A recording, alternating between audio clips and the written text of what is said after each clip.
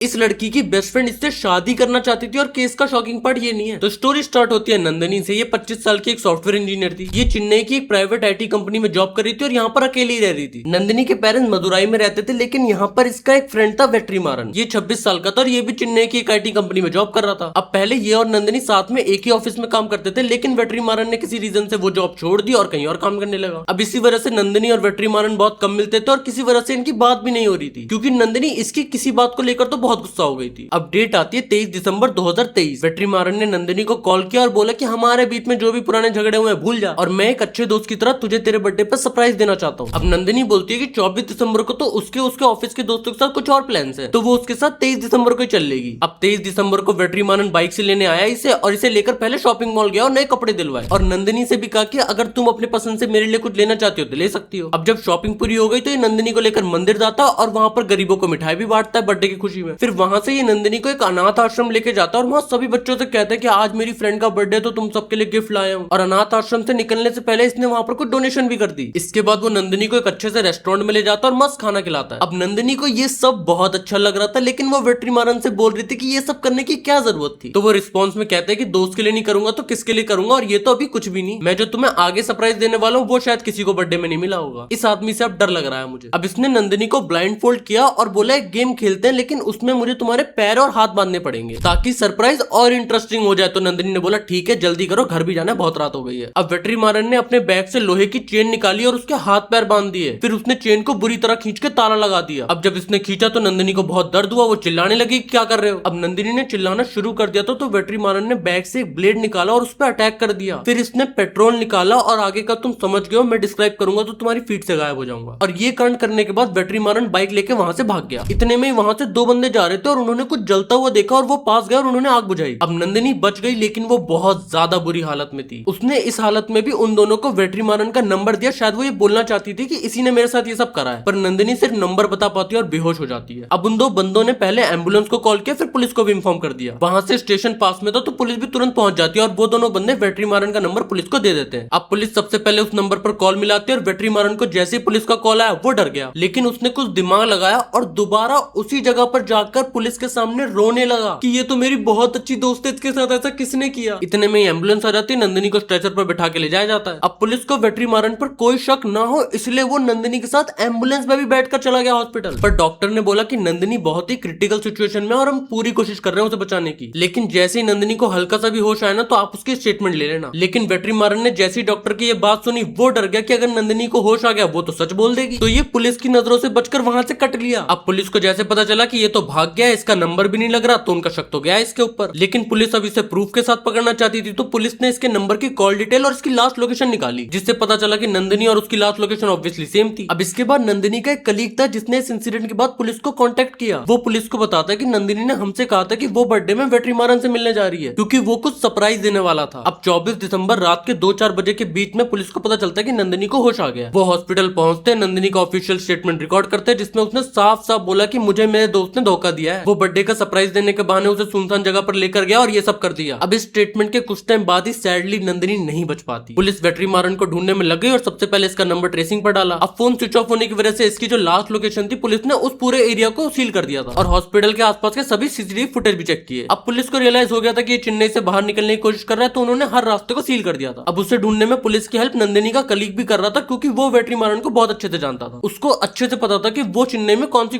जगह छुप सकता है। अब पुलिस ने उसकी हेल्प से 25 दिसंबर को वेट्रीमारन को अरेस्ट कर लिया। अब पूछताछ शुरू होती है और वो पुलिस को पूरी स्टोरी बताता है। अब जब नंदिनी 15 साल की थी ना, तो वो मदुराई से अपनी स्कूलिंग कर रही थी। वो एक गर्ल्स स्कूल था और वहां पर उसकी दोस्ती एक लड़की से होती है जिसका नाम था पंडी मुरुगेश्वरी। ये दोनों हर टाइम साथ में रहते। मुरुगेश्वरी थोड़ी इंट्रोवर्ट थी, तो वो ज्यादा लोगों से बात नहीं करती थी। इसी वजह से ये नंदिनी के बहुत ज्यादा क्लोज हो गई थी और दोनों ने स्कूल खत्म होने के बाद सेम कॉलेज में एडमिशन भी ले लिया। वहां भी ये दोनों साथ में पढ़ती थी, लेकिन फिर नंदिनी ने नोटिस करा कि ये ना लोगों से बहुत ज्यादा ही दूर भागती है। अगर कोई मुरुगेश्वरी से बात करने की कोशिश भी करता तो ये वहां से चली जाती। अब एक दिन नंदिनी ने उससे पूछ लिया कि तेरी प्रॉब्लम क्या है, सच बता। अब पहले मुरुगेश्वरी बोल रही थी कि कुछ नहीं, लेकिन नंदिनी को उसके कुछ नहीं पे ऐसा लग रहा था कि कुछ छुपा रही है। और फिर नंदिनी ने उसे समझाया कि देख, हम अच्छे दोस्त हैं, तू मुझे बता सकती है। तब जाकर मुरुगेश्वरी ने नंदिनी को बताया कि वो एक ट्रांसजेंडर है। अब नंदिनी ने ये बात सुनकर बिल्कुल नॉर्मल बिहेव किया कि क्या प्रॉब्लम हो गई, बहुत से ट्रांसजेंडर अपनी लाइफ नॉर्मली जी रहे, तुम्हें इस बात पर शर्म और हेजिटेट करने की कोई जरूरत नहीं है। और नंदिनी ने यह भी कहा कि वो अपने दोस्तों से बात करेगी, तुम्हें कोई कुछ भी नहीं कहेगा। अब जब नंदिनी ने अपने दोस्तों को ये सारी बात बताई तो उन्होंने मुरुगेश्वरी से दोस्ती तोड़ दी। वो लोग उसके साथ बिल्कुल अच्छा बिहेव नहीं करते, लेकिन नंदिनी उसे हमेशा स्पेशल फील करवाती। और अगर कोई भी मुरुगेश्वरी को उल्टा कहता तो नंदिनी उससे लड़ जाती। लेकिन धीरे धीरे मुरुगेश्वरी नंदिनी की तरफ ही अट्रैक्ट होने लगी और उसने ये बात नंदिनी को नहीं बताई कि वो उससे प्यार करती है। अब दोनों ने अपना कॉलेज खत्म करा, चेन्नई आ गए और एक ही IT कंपनी में काम करने लगे। अब मुरुगेश्वरी ने नंदिनी से कहा कि वो अपना ऑपरेशन करवाना चाहती है ताकि वो पूरी तरह से लड़का बन जाए। अब नंदिनी इतना सपोर्टिव, उसने बोला कि अगर तुम्हें लगता है इससे तुम्हारी लाइफ इजी और अच्छी हो जाएगी तो करवा लो। पर मुरुगेश्वरी की फैमिली इस बात के लिए रेडी नहीं हुई और उन्होंने इससे रिश्ता तोड़ लिया। अब फैमिली के मना करने पर भी मुरुगेश्वरी अपना ऑपरेशन करवा लेती है। अब ऑपरेशन के बाद उसने अपना नाम चेंज कर लिया, अपनी पूरी आइडेंटिटी चेंज कर ली और अब वो वेट्रीमारन बन गया था। अब वेट्रीमारन बनने के बाद ये नंदिनी को लेकर बहुत ज्यादा पॉजिटिव हो गया था। ये नहीं चाहता था वो किसी और से बात करे। दोनों सेम IT कंपनी में काम करते थे तो वेट्रीमारन उस पर नजर रखता था प्रॉपर। और अगर नंदिनी किसी भी लड़के या कलीग से बात करती दिख जाती तो वो जाकर उस कलीग से लड़ लेता। अब नंदिनी को पहले लगा कि हम इतने पुराने दोस्त हैं इसलिए वो मेरी इतनी केयर करता है, पर धीरे धीरे ये चीज ज्यादा होने लगी और नंदिनी को ही फील हुआ कि वेट्रीमारन मुझे कंट्रोल करना चाहता है। और नंदिनी ने उसे एक दिन जाकर बोल दिया कि तुम्हें क्या हुआ है, तुम पहले जैसे क्यों बिहेव नहीं कर रहे। तब वेट्रीमारन उसे बताता है कि वो उससे प्यार करता है और उससे शादी करना चाहता है। अब नंदिनी इस बात से बहुत गुस्सा हो जाती है और वो उससे बोलती है कि तुम मेरी दोस्ती का बहुत गलत मतलब निकाल रहे हो, मैंने कभी भी तुम्हारे लिए ऐसा फील नहीं किया। और फिर यहाँ से इन दोनों की बातें बंद हो जाती हैं। अब दोनों एक ही IT कंपनी में रहकर एक दूसरे से बात नहीं करते तो ये बात वेट्रीमारन को बहुत हर्ट करती थी और इसे समझ में नहीं आ रहा था कि ये नंदिनी को कैसे मनाए। ये उससे बहुत प्यार करता है, उसी से शादी करना चाहता है। अब कुछ दिन बाद वेट्रीमारन ने डिसाइड किया कि वो ये जॉब छोड़ देगा ताकि उसको हर्ट ना हो। अब इसके बाद दोनों के बीच 8 महीने से कोई भी कांटेक्ट नहीं हुआ था। और जब वेट्रीमारन को फाइनली रियलाइज हुआ कि नंदिनी उसकी कभी नहीं होगी और वो उसे किसी की होने भी नहीं देगा, तब उसने ये प्लान बनाया और वो 21 दिसंबर को मार्केट गया। वहां से इसने एक लोहे की चेन, ब्लेड और पेट्रोल खरीदा। बाद में इसने नंदिनी को बर्थडे सरप्राइज के लिए कॉल किया और बाकी की स्टोरी तो तुम्हें पता ही है। कोर्ट ने वेट्रीमारन को लाइफ इंप्रिजमेंट की सजा सुनाई। और तुम्हारे क्या थॉट्स और ओपिनियन है इस केस को लेकर प्लीज कमेंट में जरूर बताना। और ऐसी स्टोरी टेलिंग के साथ और अलग अलग केसेस सुनने के लिए प्लीज फॉलो कर लेना।